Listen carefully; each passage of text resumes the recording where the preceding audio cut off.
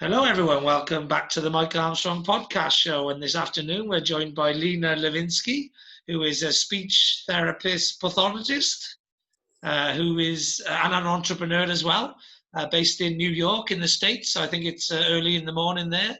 But how are you doing today, Lena? You okay? I'm great. I'm lovely. Very excited to be here. Thank you for having me. No problem at all. No problem at all. So, yes, we had a brief 1 minute chat before going live on the call, and I discovered that you're based in New York and obviously originally from Poland, Yes. and I actually have just met some lovely people who are into personal development, business coaching, networking, and all that, who are also Polish, but they're based in Sydney. So I'm going hmm to introduce you to them following this call. I'm so But excited. yeah, brilliant. I love doing that, connecting people. But tell us a little bit Great. about your business, and the more I get to know about it, the more I may have other people in my network that I can connect you with as well. Well, that's great. Thank you so much. So I am a content creator, podcaster, and currently I'm working on creating my course and as well as accent coaching. So really what I'm doing in my business is trying to inspire the immigrant community to dream big. So looking for opportunities to do that. So first of all, I'm doing that through my podcast, where I am interviewing immigrants, first generation um, citizens and world citizens who have those immigrant roots, who have been successful, who have amazing success stories, and to share what they did in life, what they're currently working on, their stories, to hopefully inspire the immigrant community to also follow suit and pursue maybe these non-traditional roles that a lot of the times we end up working in, especially moving to a new country and not really knowing much about the environment, not having connections. So that's really the premise. And also I'm offering accent coaching because, as you have mentioned, I am a speech language pathologist. So I find that a lot of the times people who have an accent hold back. Not everybody, but there are some people who are afraid to put themselves out there because they're afraid of being judged for having a large accent, or they don't feel like they fit in, or that they would be a good fit for maybe a job that's a little bit, with a bigger salary, or in a company that's not a small company, or like a big corporation, or whatever their dream job might be, just because they don't feel confident. So that's really what I'm doing. And I'm also working on developing an e-course on that as well. Yeah, well, I've got a friend at the moment, funnily enough. I was just having this conversation with her the other day. She's Eastern Oh, European, and she doesn't really like to speak on the phone or on, oh. podcasts, Zoom calls, anything really. I think she, again, maybe, doesn't particularly like her accent or whatever. Mhm. I think that's what it boils down to. And I was saying, like it's great. It's like I love speaking to people from all over the world. Yeah. So I love variety in anything really. Variety is the spice of life, and I was Yeah. saying, like, you just gotta, maybe you might not like the sound of yourself. Most people don't like the sound of their own voice. It's just something Yeah. which you know they don't really like. But you just get over it, like, you know what I mean. You just learn to Yeah. learn to get on with it, like, you know what I mean. And I was Right. You need trying that to teach. confidence. Yeah, you Yeah. just need confidence, and that's the hmm same.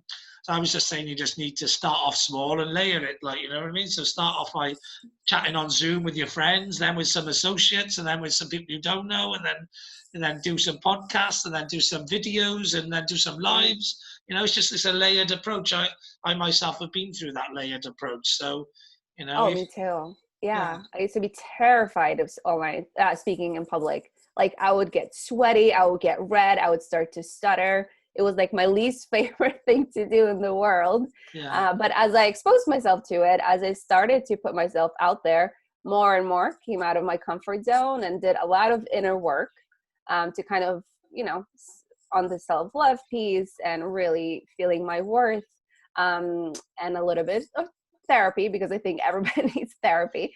yeah, Yeah, I mean, it's changed. It's changed. You just have to constantly work on yourself and put yourself out there, like you just said. yeah. Because without that exposure, it's really hard because it's kind of in your head. You're like, oh, I can't do this. This is so scary. But it's Yeah. really, you just have to share your message with the world, whatever it might be. Yeah, that's right. And my friend's quite young as well. So I think some people, they naturally get to that point at certain times in life. And usually as you get a bit older, you get a bit more confident in who you are, in what you have to say, in your message, all those sort of things, which I think all have an effect on building that inner confidence so that you can find your voice and speak up and say what you want to say. So I think with my friend, she's quite young, so Yeah. it'll come with time. But I do believe Yeah. you can accelerate that process, if you like, by probably speaking to people like yourself, or just going through the steps. I hope so. I mean, I hope so. That's really my goal, because you either embrace who you are, and I hope that you eventually do, because we're all beautiful human beings with different talents and different stories. Or if you really feel like this is something you need to work on, then you get coaching, you get, accent modification, you work on it so that it doesn't hold you back from Yeah, sharing your message. yeah, So definitely. Yeah, this is why I wanted to have that option for people, because I modified my accent when I moved to the United States. I was 15 when I moved here, and I really didn't speak much English. So then once I learned it in high school, then I had a big accent. But a lot of my friends, I didn't have any Polish friends, like nobody. So which also helped me to learn English very quickly. But I just felt like an outsider, because I was, born here, everybody is speaking perfect English and, correcting me, or like saying like, you speak so cute. Like, what did you just say? Like, that was so sweet. I'm like, okay, well, I can't, this, it wasn't necessarily the confidence boost you needed when you're like 16, 17 years old, when you're really getting to know the world and, being in a completely new environment, and you really need trying to set up your idea of who you are. So I actually did it by myself. I didn't even realize it. no, I modified my own accent. And then once I learned about speech language pathology, it just kind of like fit as a glove for me, because it really was something that I felt like I wanted to do at the time. And then I didn't even know it was also accent modification was involved with that. I was like, wow. So it's yeah. kind of like it came a full circle. Yeah, definitely. Um, Well, yeah, but I think I mean I'm massively into marketing and communications and storytelling. Really, I've been in sales all my yeah. life, so I'm a good salesperson, which means I'm a good storyteller, because you've got to be able to tell Hmm. stories, and people got to be able to remember them and then pitch them to their bosses or get decisions. So the story is a big part of it all, and communication is key. So Absolutely. yeah, Hmm. so from my point of view, I think a lot of people who didn't have perfect accents, it didn't sound right, and this, that, and the other, a long time ago, they used to try and modify them. If you like, everyone's always got a posh telephone voice and and a business voice or a corporate voice or whatever. When you're speaking to people, I used to do corporate sales, so I've modified my accent over the years, and my words, my vocabulary, everything, because of the corporate audience. But actually, Of there's a big course. trend. There's a big trend in marketing and communications at the moment to the push towards authenticity and standing out and being different and unique and all of that. So, I Yeah. think Embracing who you are. yeah, Yeah. yeah. So that's interesting to see that it's gone full circle really. And now, Yeah. if you like, being different and having that USP is key. And sometimes an accent or something like that could be the differentiating factor. Yes, and I agree with you 100%. So as long as it doesn't, and what I really think, as long as it doesn't affect your confidence, but also it doesn't affect your intelligibility, because accents are wonderful as long as people can understand you. Yeah, Because once you have the communication breakdown, when you're trying to say something and the person's like, I'm sorry, like, can you repeat that? Um, and after it happens like multiple times, it gets so frustrating. yeah. It creates It frustration and it between both keeps you parties. Yeah, exactly, and then it keeps you from really speaking a lot of times, or speaking out outside of from like your comfort zone, like your friends and your family. So I think yeah, that's really when the modification comes into play, not when you have an accent that's just like part of your culture, part of who you are, but everybody can understand you. I think it's beautiful, and you should yeah. totally embrace it.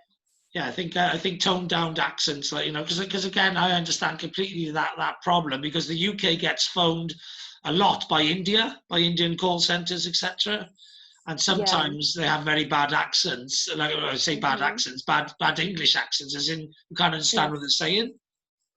And exactly. if, for example, they're phoning busy business people haven't got time to repeat themselves 4 times, 5 times. They want to Yeah. just get the information across, Yeah, and move on. So exactly.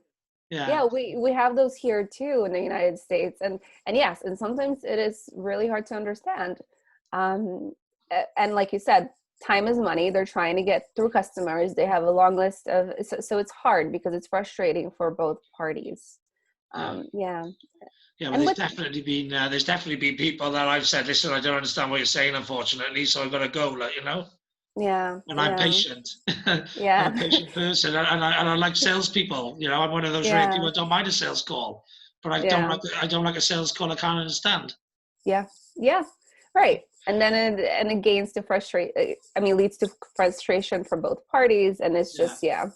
And yeah, also, like, it's really hard over the phone because yeah. you cannot see the body language, and No, body language is about 93% of our communication. yeah, So it's really hard, because you can't tell their emotions a lot of the times. You can't tell really a lot of what they're trying to say. The body language helps in terms of understanding each other a lot. yeah, So yeah, not definitely. having the phone. That's why I think I used to do telesales before I did field sales, and and I find Zoom sales is like a bit of a middle ground between the two, Yeah, which is I everywhere. think Everyone's so. doing Zoom sales now. It used to be telesales, then field sales, and now it's Zoom sales.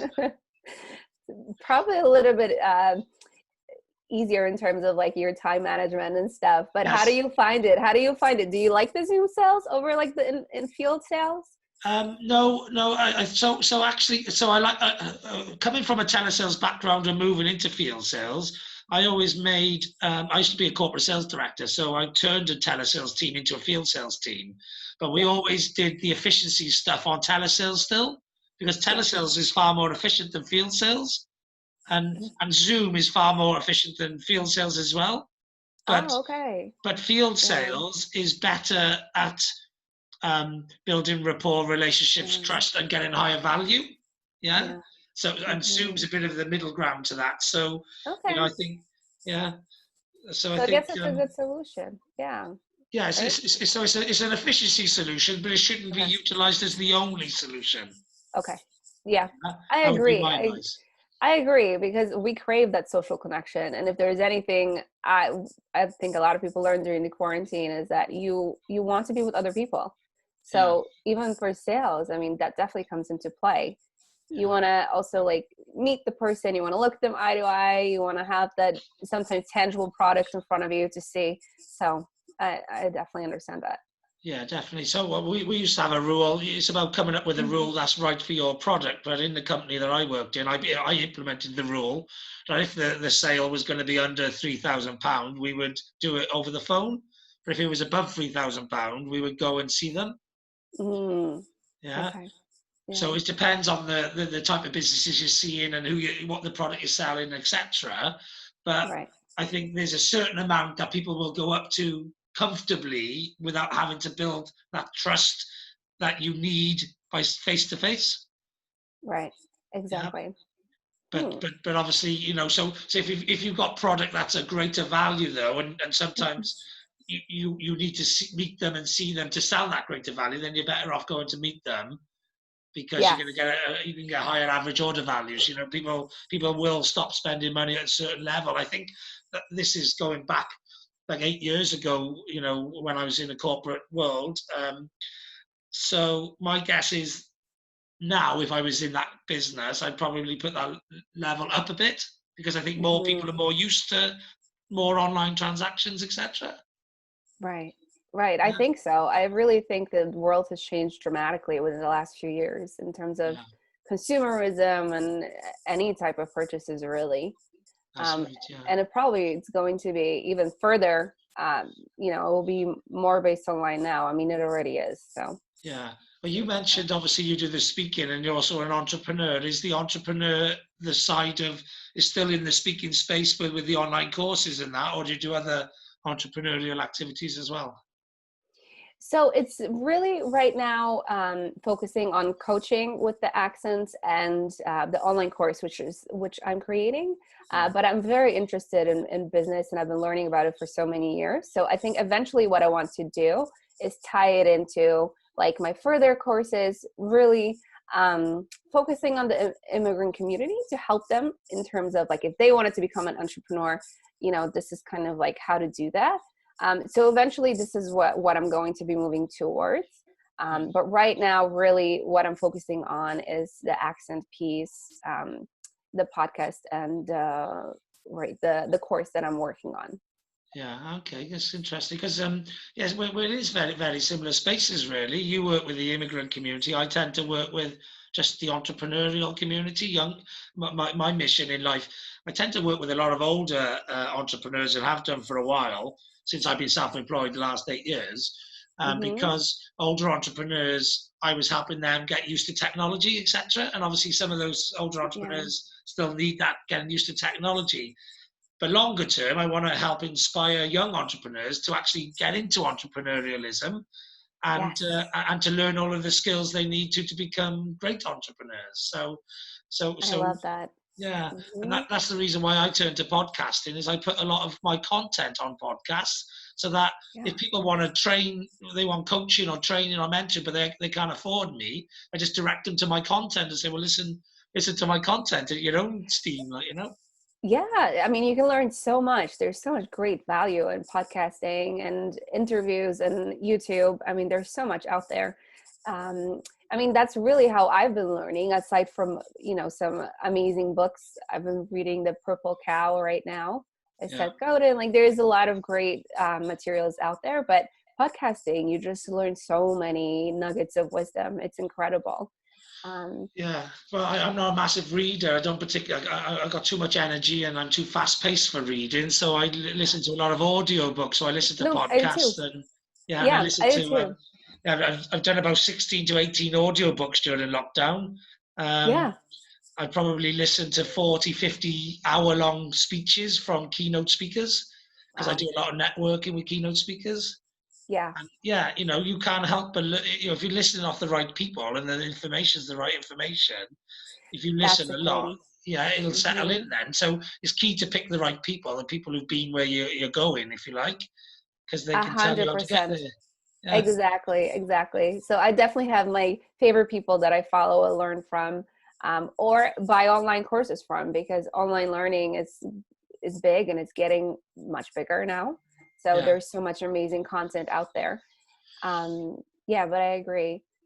And I love that niche, that young entrepreneurial niche, because I feel like now, in the times we live in now, more and more people are thinking about doing something like that. And I don't yeah, know if it's the millennial community or whatever it is, but they're moving away from those traditional corporate roles and career roles. A lot yeah. of people they're interested. So I'm glad Yeah, that you're there to guide them. yeah, I think now people are starting to gauge what I've been in lockdown for 8 years, if you like, living that routine, working from home, the work-life balance, Yeah. doing stuff online, all that sort of stuff. And I think people, the ones forced into having to do it during lockdown and actually seeing what I seen up front, which was there's massive benefits to being able to work from home and have a better work-life balance. And I think there's a Yeah. load of youngsters now who've been forced into looking online and different places because they've all lost their jobs because of COVID. They're the Yeah. bottom rung of the ladder is the first to go. So that's the Yeah. youngsters. But Yeah. what they've realised, which is what I realised a long time ago, is that the little thing we all have in our hand all day long and in our pockets is an office. Yeah, Yeah. the Yeah. iPhone. Yeah, you got a mini office in your hand. So there It's should true. never be any reason to not actually go into business now because everything you need is in your hand. Exactly. And it's so easily accessible. And there's so many things, that are free. So you Yeah, can really piece together a big part of what you need just yeah, by listening. It's going to take some time, but once you really learn a lot of the basics that you need, go for it. Yeah. Yeah. Yeah, I think it's never been easier and it's never been a better No, time. And I unfortunately, a think lot of so. people get the idea and the inspiration to do something too later on in life when they've got a family and kids and Yeah. bills and it's too big a risk. When actually the best Yeah. time to start a business is when you've got nothing to lose, when you're Yeah. living at home with your mum and dad and you can do anything you want to and it doesn't really matter whether it works or not, because sometimes you Yeah. need to fail often and fail fast to actually become successful at something. Oh my gosh, exactly. And that's the best lesson in life, failure. So, Yeah, definitely. So I always say there's no such thing as failure, just lessons, unless you didn't learn the lessons and then you failed again at the same thing, and then yeah. the failure was forgetting to learn the lesson. Yes, exactly. That's a good way to put it. Yeah, definitely, Um, definitely. So have you done any particular pivoting? Were you doing the online stuff before lockdown, or have you pivoted during this time? so I've actually been learning about it for about 3 years. I Yeah, got inspired to even think about a business because I never thought about it like that. I wanted to write a book. So I went to this convention for book writing, which obviously I didn't write a book. It's so much work. I gave that up very quickly after a few months, even working with an editor and everything. But yeah, so I went, and then they started to be very salesy, to be like, oh, you need a platform, you need this, you need that. But if you have your own business, the opportunities are just endless. And I was like, interesting. So after that, I just really dove in because I was so curious and I was so excited about it that I just, I've been learning through books and audiobooks and courses and stuff like that, kind yeah, of like getting myself ready for what I wanted to know. And I don't know when you're ever ready, but I wanted to learn, have a little bit of a basis.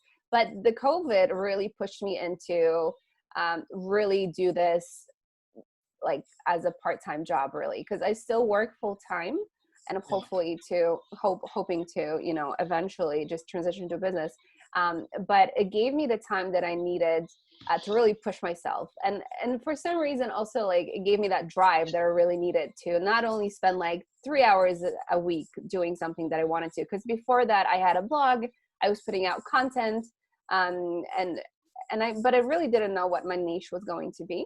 no. What was And the then blog about? it was a lot of it was like self education, self help.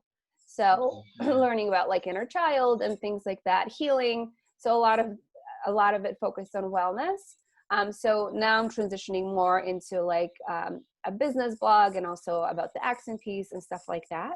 yeah, But I still do a little bit of wellness because I think it's all about the mind, body, and soul connection. So I think all of it comes into play yeah. in terms of life, in terms of business, in terms of balance and everything. I'm Are you still still writing doing my that book. blog? Are you still doing the blog? I What's it am. called? It's at my website, lenalivinsky.com. Okay, yeah. Um, so Livinsky. Yeah, so I'm still doing that, but I just one night, because I wanted to do a podcast for like maybe 2 years, but Yeah. then I just put it off. I was like, there's no time, nobody's gonna listen to me. Like what I have no idea. I didn't know what to do. But then I just got this inspiration. I was just laying in bed. It was probably like April, and I was like, I'm doing it. So the Yeah. next day, I just like learned everything I needed to get started. And yeah, and I started. I started booking I guests. started my I just put podcast it. in April. Oh, that's so fun. Yes. Yeah, Yeah. me too. I've wanted to do it for so long, but thanks, luckily, I mean, that's the positive of the situation. I was just like, Yeah. I have the extra time. I'm going to do it. That's Yeah. exactly the same reason as me. So I actually registered my podcast in December. I set up my introductory Oh, episode, and then I didn't quite have crystallized what I wanted to do. So I went on a few podcasts in sort of like I think February, March time. And yeah. then I got the idea for what I wanted to do my podcast. And then as soon as lockdown happened, initially I thought I was just going to help people with mental health problems, like motivation and positivity, because I knew I could see that there was going to be Yeah. some issues. Oh, yeah. It's And huge. so I call my podcast "You Can Do It," and then because I used to be a corporate sales trainer, and I'm a big networker, and I've had my own digital marketing agency for 8 years as well. So I know sales, marketing, and networking really well. So I thought, well, I've Yeah. got to bring them into it as well, make it more not just motivational and positive, but also educational.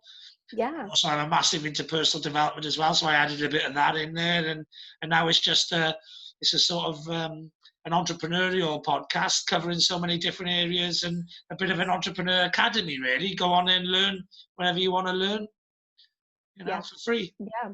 I love it. I love it. I mean, podcasts are huge. And I Yeah, think more and more people are on it. And the value behind the ones that really apply to you, it's tremendous. But I love your title, You Can Do It, because it can apply to really, entrepreneurs, and it can apply anything. to like mental health, Yeah, anything. Yeah. yeah. Because Well, you can that's do what it. I'm a positive mental attitude person. I hate the half glass full or half glass empty, because I'm a Mm, glass full of and overflowing. yeah. Yeah, no half full glasses in my house. Yeah. You know. I love that. I love that. That's so and great. so the glass is full and is pouring out, and you have to put another glass underneath it to catch the glass, because it's so positive and overflowing. And to Yeah. me, the you can do it, whatever it is can be done. And I Yeah. 100% with all my heart and believe it can be done. And so Yes. I want to sort of help other people to believe that too, because pretty much whatever it is, if you actually plan, if you have a plan and you think big and you put a load of actions into place, then you can make it happen. 100%. Yes.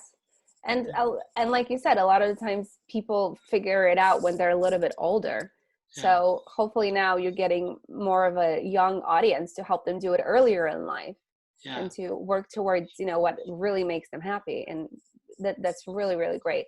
I think Um, most of my audience at the moment is like 35 to 40, that age range, like, that's great. which is 5 years below me. I'm 43 now. So, Yeah. it's the next generation of entrepreneurs just behind me, but I need Yeah. to reach out more to the real younger ones, because Seeing.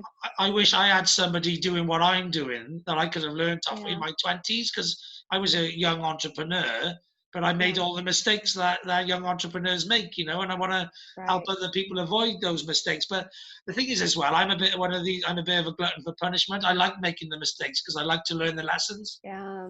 Yeah. I mean, I think it's the biggest teacher in life.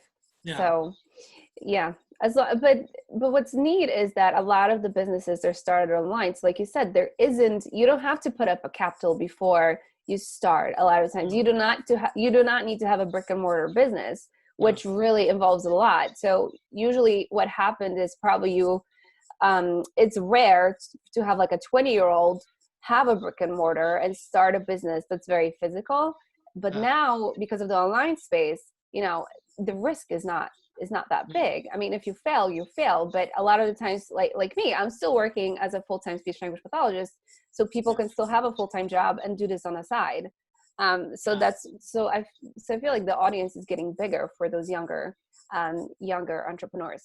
Yeah, and I Um, think, what I always say to those younger entrepreneurs is, why spend all of their time on their iPhone doing TikTok dances and yeah, social media and stuff, when they can actually do exactly the same things and make money out of it? yeah, It's the same exactly. skill set, So I do all of the things that kids do on their phone, more or less. I'm on social media all the time. Yeah, I'm building Yeah, groups on Facebook. I'm doing TikTok videos. I do all the stuff they're doing. I'm just monetizing it. yeah, exactly. I think the younger generation sees the influencers as in like a business. So like, let me build my social media following. If I have like 2 million people on Instagram, I'm set. Well, what they don't know is that you don't own any of your social media followers. Like, this is something that can be taken away. The algorithm can change. You can lose it tomorrow. You Yeah. have no business, right? So what they And don't also, know. yeah, I think what's going to happen in the future, anyways, these social media companies going to charge you for those, so you have to start paying. So they'll become your landlord, and there'll be like a bricks and mortar business. There'll be a virtual bricks and mortar business with rates and tax and all that. That's I how it's agree. probably developed, Yeah, I agree. Yeah, so you have to really go back in time and focus on that email list that you have, which Yeah, seems ancient, but it's not. Like, that's yeah, the backbone of every online business. So Yeah, if well, there's actually, any there's some like, innovation in that space because I've got a partner now which has just started doing coaches, speaker, influencer apps where like all your social media comes into that app and you can keep the database so you own the asset. Yeah. oh, great. So I think that's the way forward because again, I'm very weary. I've had it happen to me already. If you're very proactive with certain things, you can end up. I had like 35,000 followers on a Twitter account, which I've now lost. So Mm. if you Oh, don't own wow. the assets, then things like that can happen. I had a YouTube channel shut down once for copyright infringement. I couldn't speak to them and find out why or which video or whatever. You know what I Oh, mean? But I wow. only ever use my own videos. You know what I mean? But Right. sometimes I've used video creating apps where where they put music on it and stuff, and maybe That's probably why. that's the only thing I can Yeah. think of is maybe they didn't have the copyright for the music, and then but you can't ever speak to these companies. Sometimes when you Yeah. lose stuff, you just lose them, and that's it. And that's it. Oh, that's so frustrating because you work so hard to have a following base, and Yeah, that makes it really hard. Yeah. But that's why, like, having an email list, you own that for life. So yeah, before you move on to an app like your friend is developing, which I think is brilliant, yeah, it's important to have that yeah, backbone, and have that space to communicate with your audience. yeah. Send them an email.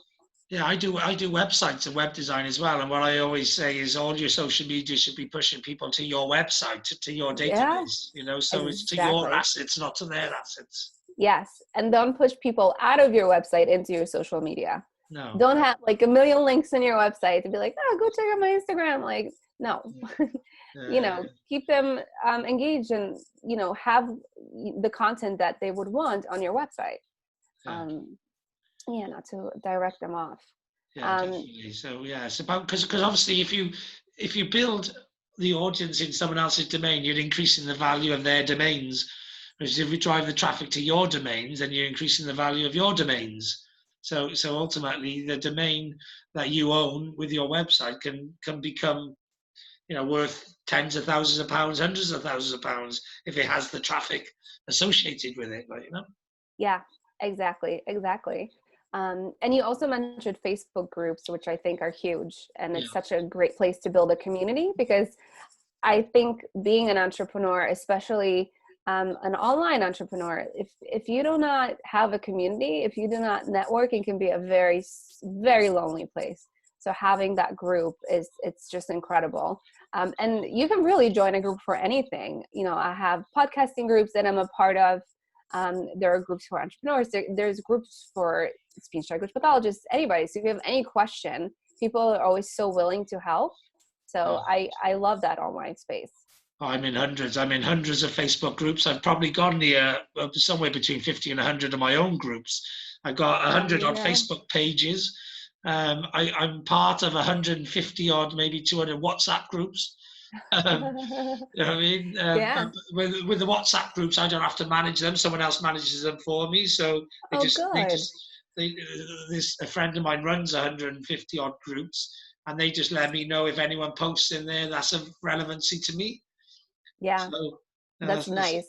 That's yeah, really neat to have that second set of eyes, because it could yeah, get really overwhelming being in so many places at yes, once. exactly. Especially if you get all the notifications, I get hundreds of notifications Oh from my gosh. everywhere, and yeah, you Yeah. have to manage those sort of situations. So it's always for me, it's always coming up with new systems and new processes and stuff as you grow and take on more social media. That's how you manage it all. Oh, 100%. It's so hard, so overwhelming.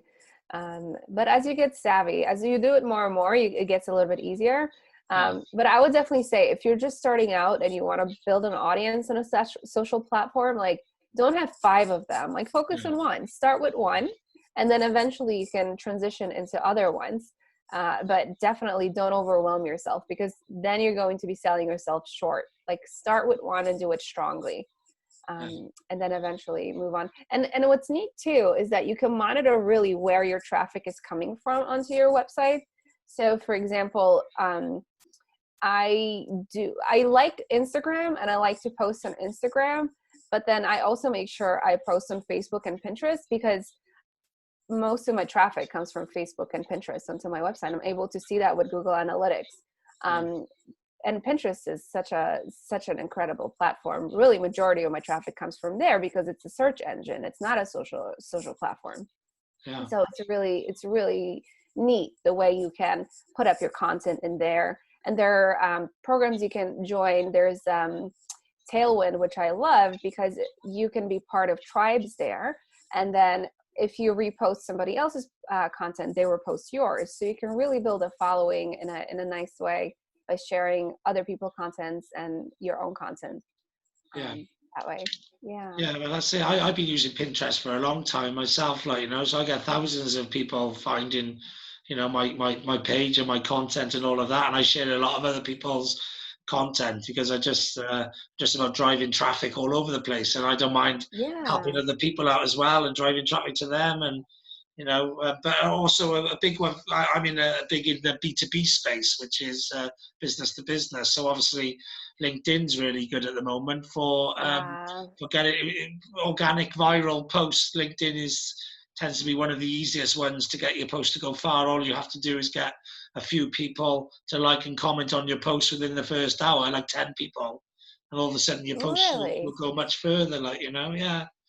I didn't even know that. Yeah, I don't use LinkedIn as much, aside from making connections, which is kind of where we met. Yeah. And I think it has such huge potential, especially in entrepreneurship and business. So I really need to get it's on my to-do list to get postings on LinkedIn. So a good strategy on LinkedIn is I form pods, LinkedIn pods, which we manage through a WhatsApp group. So we manage them through a WhatsApp group, and we all post at the same time of day, so we can all sort of like and comment on each other's posts at the same time. Oh, that's great. So then we're all helping to spread the message of each other. Plus, we're all getting to learn what each other does. So you're building up that network of referral partners, or collaborators, all that sort of stuff. So that's really good. And then another strategy I'm doing on LinkedIn at the moment, because so many people are on LinkedIn, is I use because I'm a marketing company, I've got a marketing company page, and I've got a Welsh business page because obviously I'm based in Wales, and I got a global business page because obviously I'm going global as well. And what I do is all of the people who I follow, and when I get their feed, in my feed of posts, I grab their URLs and post them on my own pages. So I'm sharing their content, and I build up my audience then, because obviously my audience then is people who I'm sharing of their content, plus also people who are interested in those other people's content. So I'm like an aggregator of content on my own pages, which is helping them to grow nicely. That's so neat. That's such a good strategy. Yeah. Yeah. Yeah. So I'm big into collaborating, Lucy, and I think I'm always happy to go first. So if you start sharing other people's content, then they feel obliged to share yours. I don't do it because I want them to share mine. I just like sharing theirs. I just like sharing theirs anyway and helping them out. But people do generally, if they're good people, they generally feel obliged to return the favor. So, I mean, and you realize a lot of times, like having conversations, like we just met like an hour ago, but I can already tell your content is amazing because you have so much experience, so much to learn. So I'll be happy to do that, especially sharing the right kind of content. And I think what I really love about entrepreneurship is that there is enough to go around for everybody. Like there is no need for you to be like, no, just my content. Like I do not need to share anybody else's. It's not the right mindset to be in. I think most people don't realize how big the world is. That's what I find. They don't realize how many people there are in there and how many businesses there are. And that. So that scarcity mindset that a lot of people do have, there's just no need for it. There's no need for it. There's no need for the world is massive. You know what I mean? And like for me, I don't ever see any competitors or competition. I just see people I can help, and they can help me, and we can work together, and we're going to grow together.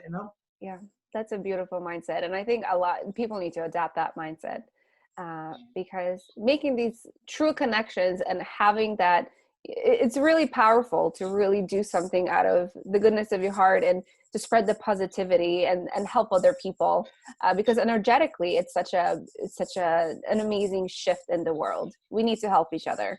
Yeah, So well, the human race needs it. It needs people to help yeah, each other, and also the world needs it. At the end of the day, like I think we were quite divided before coronavirus, and coronavirus has probably united yes, us a little bit more.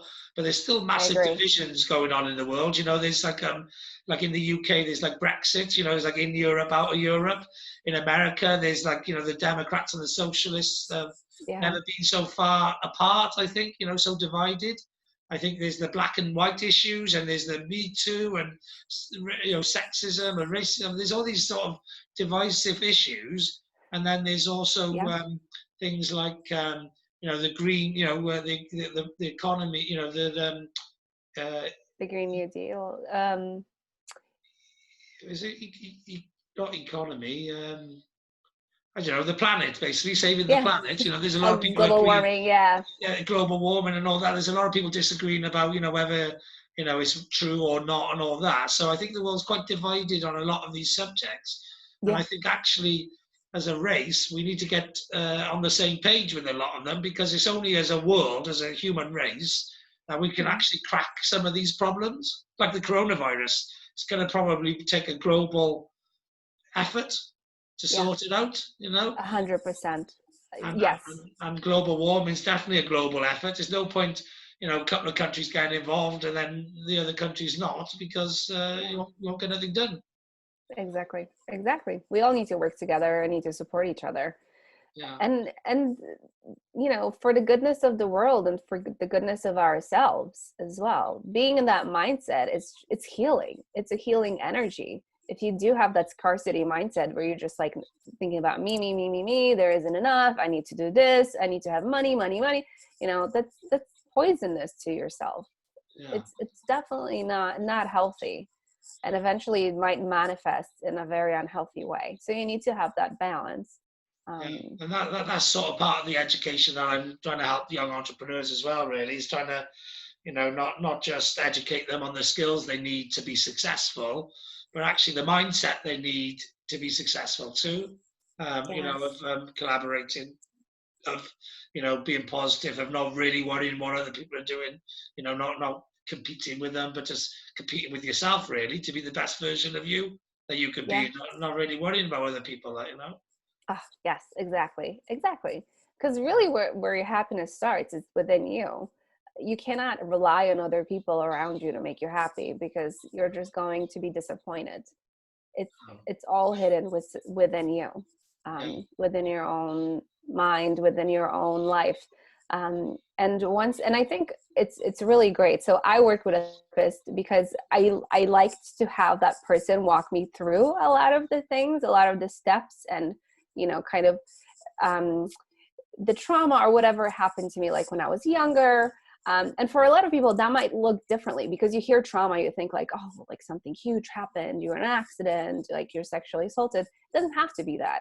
It could be, as a child, having an impression of something huge happening to you when it was really like a misunderstanding or something that wasn't that big of a deal, but you interpret it that way as a child. So then you form these negative blocks, which later follow you in life. And you form these beliefs about yourself and about the world you're in, that are based on your impressions as a child. So having a therapist and reading books and really looking within and looking back at your life can be extremely healing and freeing when you're an yeah, adult. yeah, definitely. I had a session on a friend of mine's podcast called Fire in the Belly, where he Mm, took me through my life story, starting from young childhood right the way through. And I suppose it's the first time I've ever really thought about my life in a chronological order. mm-hmm. Yeah, from start Yeah, to end, if you like, from start to where I am now. And it really helped me to crystallize my why. So I've always been yeah, around my why, I think, for a long time, because I'm in tune with what I like to do, my high values, the things that, I tend to chase the things I enjoy, and not just do the stuff that I'm getting paid to do but don't enjoy. I've always tried I've always had a mindset of, you got one life, so why spend it doing things you don't want to do? Yeah, So, exactly. but, Yeah. but it helped me to crystallize my why, So I think what you said is right, having therapy or actually just thinking about your life from the beginning to the end it was quite a cathartic uh, thing for me, and it really helped me to form. I was all, doing lots of contemplation anyway during this lockdown and stuff, but it helped me to form my life mission, which I was already close to, but it really crystallized, and that's what I'm going to do for the rest of my life. I formed it after that podcast, I think, the beginning of That's lockdown. incredible. Wow, that's incredible. And perfect time to do that too, beginning of the lockdown, to give you that extra time to really think it through. Yeah. But yeah, but a lot of times we're just lost in life. Like I feel like we follow along with the patterns of our society that it's formed for us. And even though, the goals are great, you have a family and then you have a job and then you have a baby, you have a house and all, it's great. It's lovely. But a lot of times it's just not enough. So just by following through with what the society expects of you and making money, it's great. But you really need to look within to see what makes me happy. Because I did, and many people do, like, you go to school when you're so young and you make this decision for kind of the rest of your life. Like, this is my profession. This is what I'm going to do. And in America, you also have the student loans that like follow you as this dark shadow, over your head, because you need to pay those off. So to think about like career change can be so difficult, because you're like, well, I just paid like so much money for this school. So because I am making money, I have a salary, like I'm going to stay with it. But sometimes it's just not what you want to do. So I think looking within and really finding out who you truly are and who you're meant to be, it's not only going to make you happier, it's also going to help the people that you're meant to serve. In however capacity that is, whatever you end up doing.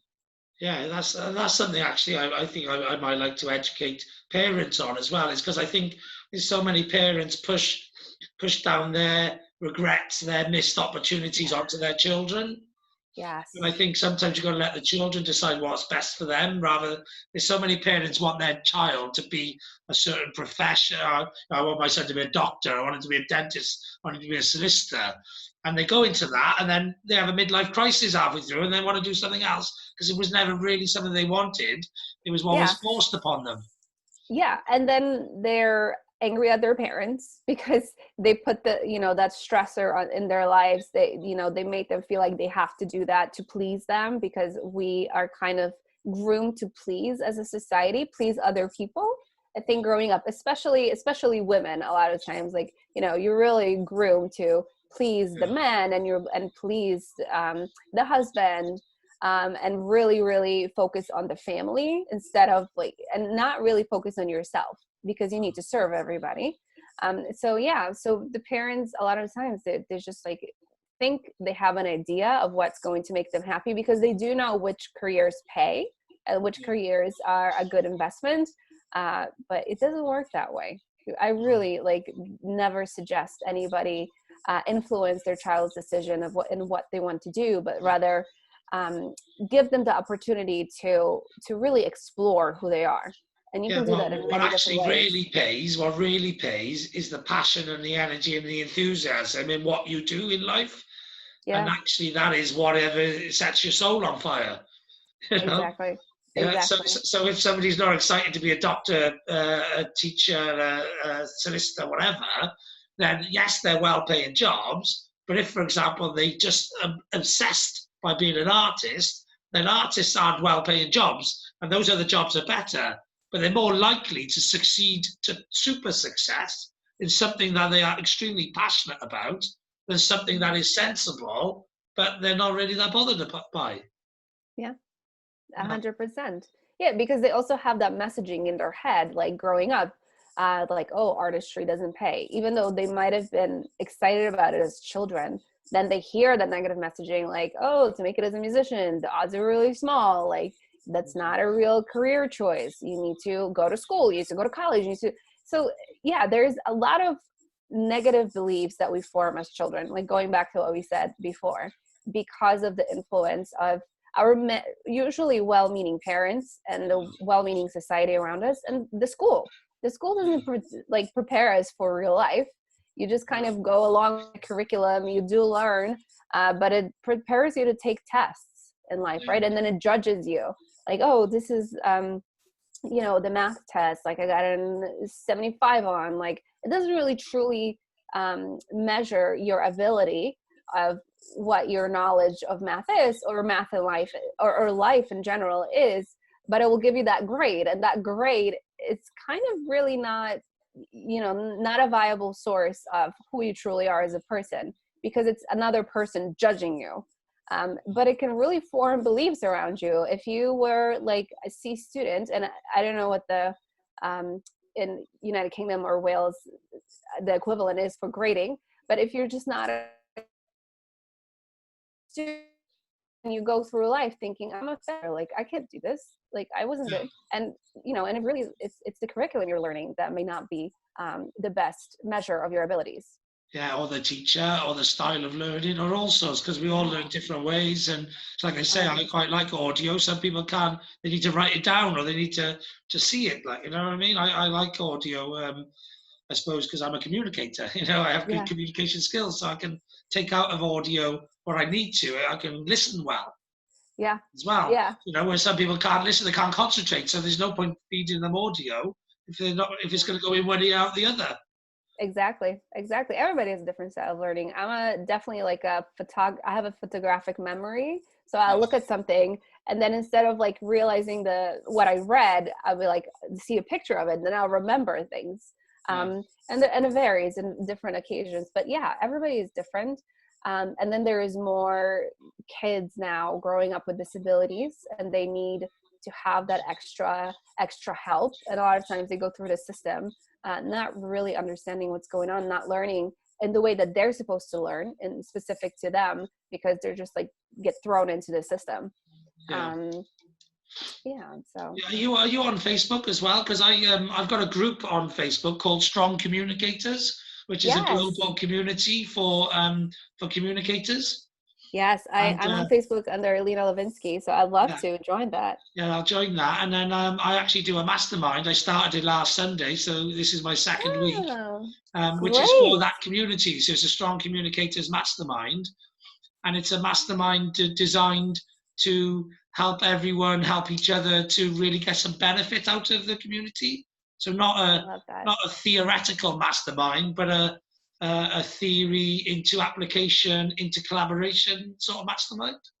I love that. I love masterminds. Yeah. I want to have one as well, because I think there's such an opportunity for growth and networking and learning. It's incredible. Yeah, definitely. So I can invite you to that one, because you definitely would be suitable as a strong, as podcaster, blogger. Your history is very similar to mine. We started a podcast exactly the same time. I know. So funny. So and I don't want a mastermind of exactly the same people, but it helps if they're people who have similar sort of values and understanding of certain things, but then with different perspectives of it and different ideas about it, etc. Because that's why I'm building a global one.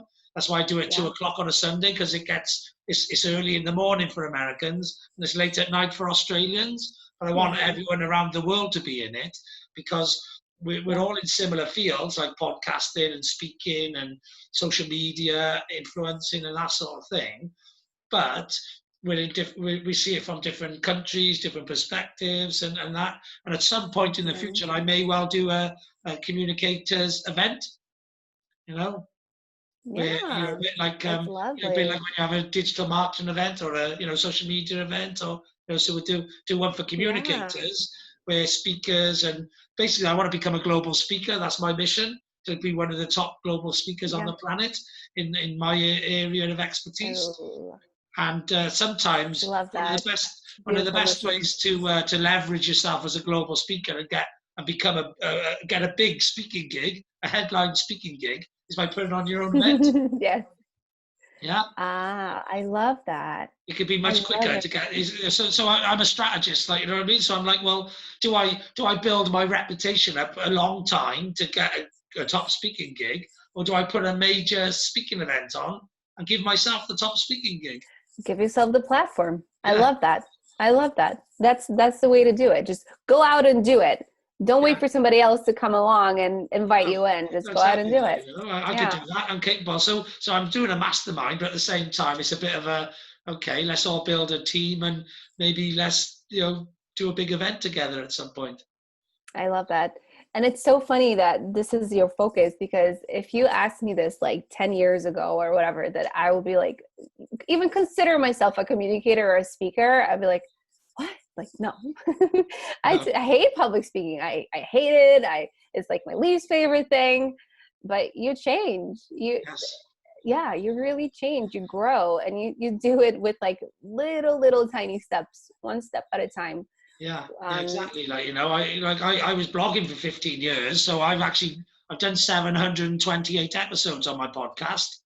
Wow. Since April, because I'm on a mission to do more podcast episodes than anyone else has ever done in their first year or ever in a year. Oh my God, how are you doing this? You're like a wizard. But that's because I am 100% determined on. So see, another strategy to becoming a top speaker is do something that no one else has ever done, so people want to get you on and talk about it. Yeah, that's incredible. That's incredible. So I'm on a mission to do that as well. And funnily enough, we started a podcast at the same time. I've got a map of the world. I got a map of the world on my wall as well. So I can see your map of the world there. Yes, I have two. I'm going to move it up a little bit. Okay. Underneath is my husband's. The black one is mine. But I mean, we've been to most of the same countries. But have you got pins in it? I don't. But you scratch it off. So to see like which countries you've been to. Okay, so it's a scratch off one rather than a pinned one, yeah? Yeah, it's a scratch off one. But I like the pinned one too. I got a pinned one, when I put pins in where I'm connecting with people. So either where I've networked with them, or I've had them on my podcast, or I've done something beyond just met them. Because my pin might fill up too quickly if it was just I met someone. Because I do a lot of networking. For the last 6 months, I've been doing 6 to 10 events a week. Oh my goodness, you are on a roll. So, that's incredible. That's how so out of my 700 episodes, I've done about 200 chats with people. And that's where I get all of my people from, all the networking events that I've been on. Okay. Yeah. So I do like a speed networking on a Thursday evening, 7 till 9, which is with a group. It's based in America, but people all around the world join it. It was run by a guy called Gerard Solution Hellman, and he runs a lot of LinkedIn groups as well. Gerard Heyman, and Gerard Hammond, I think it is actually. It's GERARDHAM Hammond, HAMAN, I think, something like that. Okay. And he runs a big 2 big LinkedIn groups. I think he's got more than that, but at least 2. He does this speed networking event where there's 50, 60 people, and they're different people every week as well. Some same, some different. And you get to speak to all of those. So I could put 50, 60 different places in that one event if I want to, but I only do it when I've had a follow-up with them, or I get to know them, or when you really I'm connected with them in some way, like, Yeah, my mission I love is to fill up the map of the world with red pins, like, Oh, I love that mission. Yeah, it's to have that global community. It's incredible. And I'm a massive networker anyway. So I had a massive network in the UK before I went global, and now I've gone global. So I can stick another one in New York. In fact, in my mastermind, I got a really good girl who's from New York as well, and she's into personal development and all of that as well. So you should definitely connect with her. Her name's Jenna Dalton. Okay. I love that. She's similar sort of mindset to yourself as well. So you get on Jennifer Dalton. Jennifer Dalton, her name is. Okay. She's on my Facebook and I think on my LinkedIn as well. She's in my global, strong communicators group. And she comes on the mastermind event. So if you're free tomorrow at it's 9 o'clock in the morning your time, 2 o'clock. If you're free, you can come on. I'll send you a link, and you can get to meet Jennifer and the other masterminds. They're all podcasters at the moment, I think, actually. But I don't want it to be just all podcasts. But most podcasters aren't just podcasters. So they're either coaches or they're trainers or they're speakers. Exactly.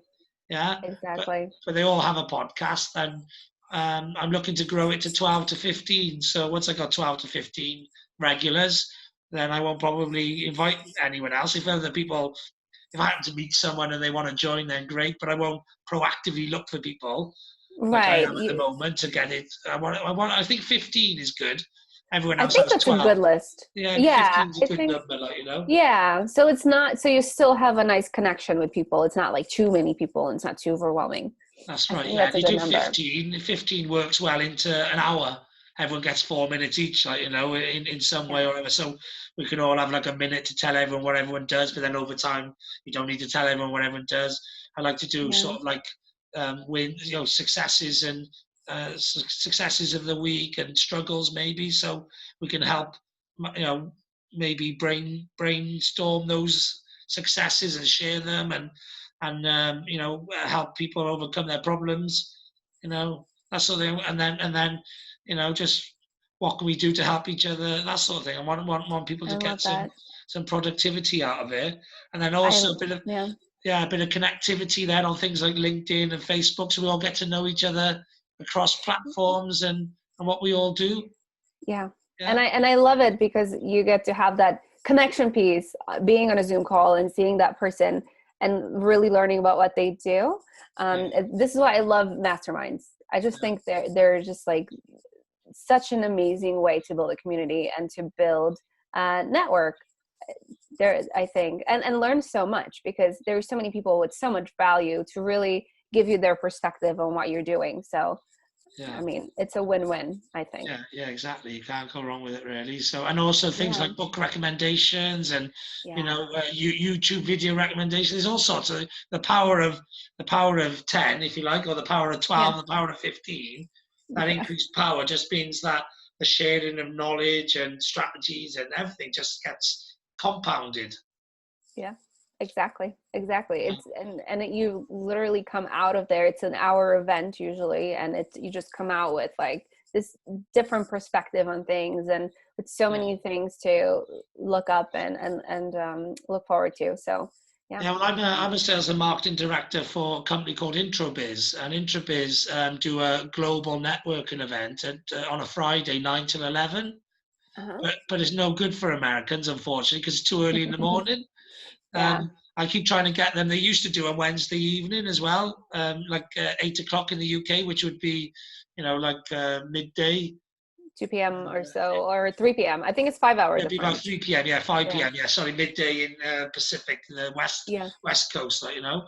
But Yeah. so that would be great for America. So I'm trying to get them to do an event on a Wednesday evening again at some point, because I Yeah. connect with a lot of Americans, because I think I'm much more American in my mindset than British. British is very sort of you know, a bit more sort of support the underdog and that sort of thing, whereas the American mindset is just go out for the win and total Yeah. domination and stuff like that, which is sort of Yeah. more my mindset, like, you know. That sounds very American. Yes, yes, Yeah, so yes. you know, Go just out sort of like there. the American dream. You can achieve whatever you want to achieve. Just go for it. Exactly. Go hard or Yeah. go home. You know, Yeah. all that sort of thing. So you know, I love my country and stuff, but there are a lot of people who are not like that in this country. And I think, like, you know, I'm like, yeah, let's compete. I want to be a global speaker because all of them are American, and I love the Yeah. American mindset. I love the American, you know, winning mentality. But I don't Yeah. believe they should all be just Americans as the top global No, speakers on the planet. You know what I absolutely, mean? absolutely To not. me, like, you No. know, us Brits have been going longer than the Americans actually as a country, Oh and yeah, much you longer. know, yeah, exactly. As a country, we've been going a long time, and you know, we know business really, really well. And why haven't any of us elevated to a global position in speaking? I don't know why, but my mission is to change that. I love that mission. Yeah, because it should be a global community. When you have Yeah, that top speaker, it shouldn't be just a mindset from America only, teaching you these things. It should be people from all around the world. yeah. I So, think it's because of things like Jim Rohn and Tony Robbins, you know, and then now Brian Tracy, Les Brown. I think, you know, there's just been some really amazing speakers from America, and obviously Jim Rohn taught Tony Robbins, so it's like come back, mhm. it's come down the trees. But I think it's time that there were some, you know, South Africans, probably Aussies, Brits Yeah. of that same level, and I can't really think of too many, Yeah. Yeah. Yeah, but like you said, I think the mindset in America is big. Like you said, it's different. It's go big or go home and Yeah. really dominate and get out there and get it. You can do whatever you want. So I think that's why it's like socially acceptable here to be like, oh, Yeah, and that's the what you're country's doing. so big. The country's so big, it allows the platform to launch superstars, global people, because it's Yeah. big. Whereas, the UK is not as big. I think Yeah. the UK They're population smaller. is 80 million, and America's 200 and something million, I think. I think it's 300 and Might be something. 300, yeah, yeah. Yeah. So it's a much bigger platform, but the Brits have broken America when it's come to movies, actors, music. Yeah. We've managed to infiltrate all parts of America because we Yeah. speak the same language and we have different things to offer than Americans. But Yeah. for some reason, we haven't seemed to crack the speaking market, Yeah. But it's interesting because Americans love a British Yeah, accent. they do. They do. Love it. But Yeah. they do have a British accent. That's why I'm amazed. I think actually there hasn't been that many British speakers. The top entrepreneurs from Britain have been people like Lord Sugar. He don't like speaking. Yeah. Mm, Richard Branson, who I don't know why yeah. he doesn't seem to like speaking. You don't see him speaking everywhere, but he likes Yeah. he likes to be a centre of attention and publicity and stuff. So I don't know why he hasn't done a lot of speaking. But those two would be popular speakers if they wanted to do it. But then Exactly. there haven't been that many others. There's a lot of high profile entrepreneurs in the UK, like Dragon's Den people and various people. But you just don't see They're anyone not. nowhere Yeah. near the levels of the Americans, which is Yeah. Well, maybe amazing. the younger generation that you're training and you're aiming to educate, maybe the mindset will shift then. Yeah. Well, hopefully I can set somebody. It'll take somebody to crack a global basis to do then what Jim Rohn done and train the mentees, if you like, to bring through the next wave, and then all of a sudden it's like anything. Once one cracks it, the next generations want to emulate it as well. Then, so it's that once you get one do it, everyone does it. But you know, it might be me. You Yeah. never know. It could be Yeah. anyone else. But I hope it's you. yeah, Yeah. I think with this globalization now happening as well, it's more likely that you know maybe more people will hit the stage because maybe you don't have to do the speaking tour of America, but you can do it Yeah. online, because a lot of stuff's going online now, isn't it? So many summits, so many Yeah, events, and so many great events. And I yeah, think, and people are being very generous right now too because of COVID and everything like that. So there's a lot of stuff that you can get for very cheap or even free. yeah, So yeah, it's just about like taking part in it and giving yourself time to, yeah. take advantage of that. You There's just so teed me much. up lovely, actually. The Intrip is a network that I said do weekly events, and they're actually doing a 3-day global summit at the end of November. There you 20, go. 25th, 6th, and 7th, completely free to attend, 3 days. That's And, amazing. and we got 30 speakers from around the world. All the top headlines are the Americans: Sharon Lecter, Les Brown, Ryan Tracy, Dr. John D. Wow. Martini, Jarek Robbins, Tom Ziegler, um, Rob Moore, who's actually a British podcaster. Um, they're in talks. They're trying to get some of the big boys, like Tony Yeah. Robbins and Richard Branson, Yeah. Grant Well, Cardone. They've that's had Grant amazing. Cardone before. So Yeah. yeah, so it's like probably 15 world class speakers and then 15 up and coming speakers. That's amazing. So That's an that's going to incredible be event. yeah, it's going to Wow. be really good. Yeah, so keep an eye out for that. If you go to Yeah. interbiz.co.uk, you can sign up to that, and Showbiz. that should be okay for American timelines. Um, but if it's not as well, they're gonna be selling a video of the 3-day event for just £97. Wow, that's incredible. Yeah, That's value loaded right there. yeah, definitely. It's Well, you incredible. pay $97 just to listen to Les Brown or Yeah. Sharon Lecter for half an hour. Or You pay more. more than that, wouldn't you? You pay a lot more Yeah. than that. Yeah. Yeah, of So course you it's would. yeah, but they're doing it again, just like everyone else is at the moment. Everyone's in that wanting to help everyone else's Yeah. phase, because it's a tough time. It's like, let's not make a load of money on it. Let's just cover our costs and give people value. Yeah. Exactly. Exactly. I love that. And yeah, and there's so many events like that, incredible events, where you really should take advantage of right now because of the situation in the world. People are being very, very generous. Yeah, well, I've read over I think 16, maybe 18 audiobooks, like listened to audiobooks during the lockdown, and I've probably been on somewhere in the region of I've probably been on, like I said, probably over 50 masterclass events, which are all free. And I've Yeah. probably done somewhere in the region of 10, 12, maybe 15 online courses in the last 6 months as Wow. well, like, you know? Yeah. That's a lot. That's a lot. That's incredible. Yeah, Yeah, I'm doing some online courses too. Um, but there's so much. Sometimes you just don't know where to focus on. So, yeah. Well, I've been learning. I'm constantly upskilling anyway. So if I wasn't doing those courses, I actually go on YouTube and do my own courses. Just learn what I want yeah. to learn, like, you know, by watching the Yeah, it's a videos and implementing it, like, you know. YouTube is such a gold mine of knowledge. It's incredible. Yeah, Yeah, that's and yeah, it's especially and for those visual learners, it's good to have to go on YouTube as well. If you don't learn well by just listening to books, like go and watch videos. There's so much you can do. yeah, Um, definitely. And you know, I'm a social media expert. I've been doing social media for a long time. But one of the courses I did was a social media diploma course there you go. because Wow. you can never learn enough. You know, even if you're an No, expert in something, you can still learn more. of course. And the algorithms keep on changing, so Yes, you exactly. constantly So have to learn more. well, Yeah. that's why I like social media because I like learning and I Yeah. like to stay ahead of the game, if you like. And social media allows you to stay ahead of the game because it's constantly developing. So It if really does. yeah, Yeah. if you don't keep up with all of the changes, then you can quite quickly drift behind the curve, like, you know. Yeah, no, for definitely, definitely, and the pressure is there, but you can do it. You can do it. Yeah, Once you learn one, it's easy to transition those skills into other platforms as well. yeah, So well, exactly. A lot of them once it's like the LinkedIn algorithm for likes and comments within a certain time. I think Instagram started doing a similar sort of thing. You can I sort of think so. yeah, you can see the trends and the changes, and because all these social platforms watch each other as well. So as soon as something good comes on one, it gets adapted, or like the like buttons and the share buttons, and they all copy each other eventually. It's like hashtags.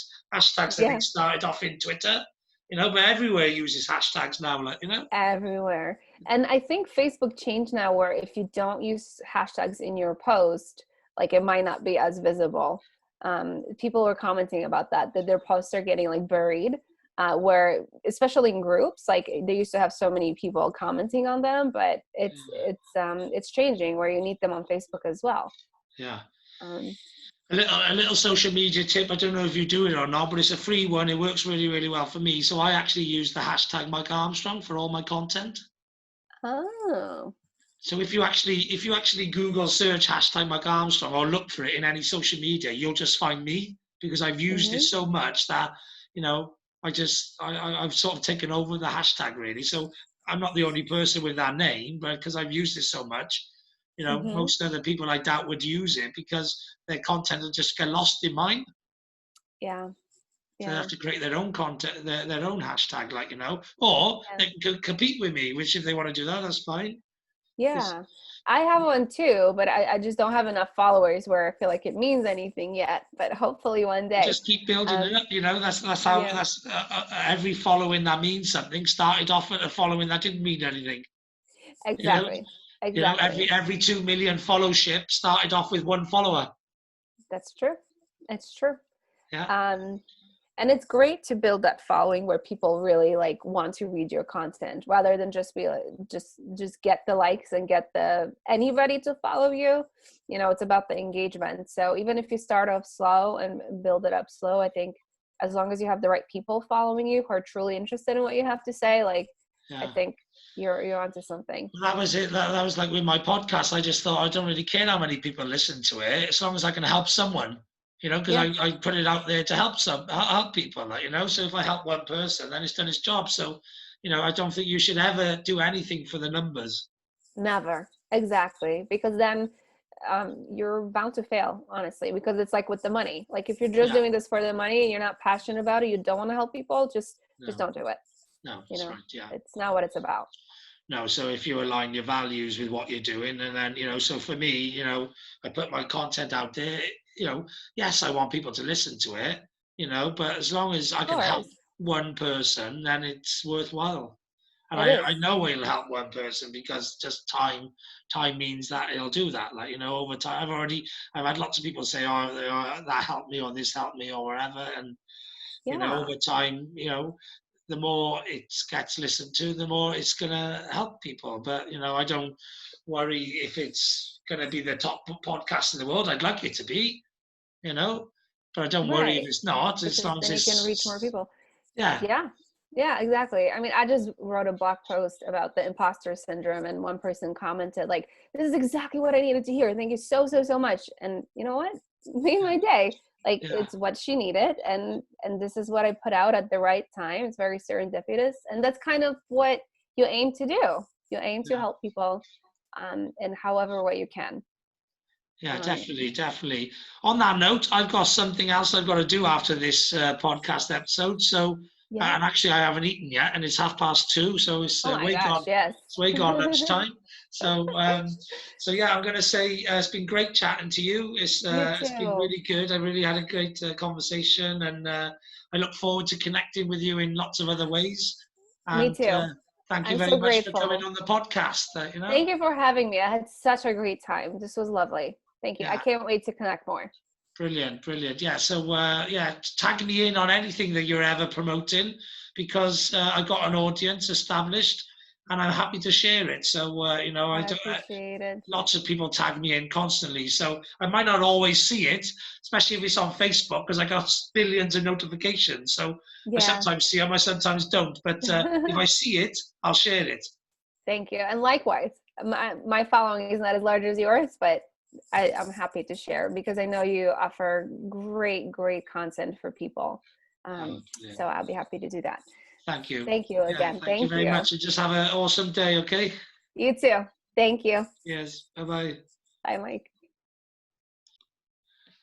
Right, there's nothing else left for me to say other than have a great day. I know I will. And thanks very much for listening. Cheers. Bye-bye.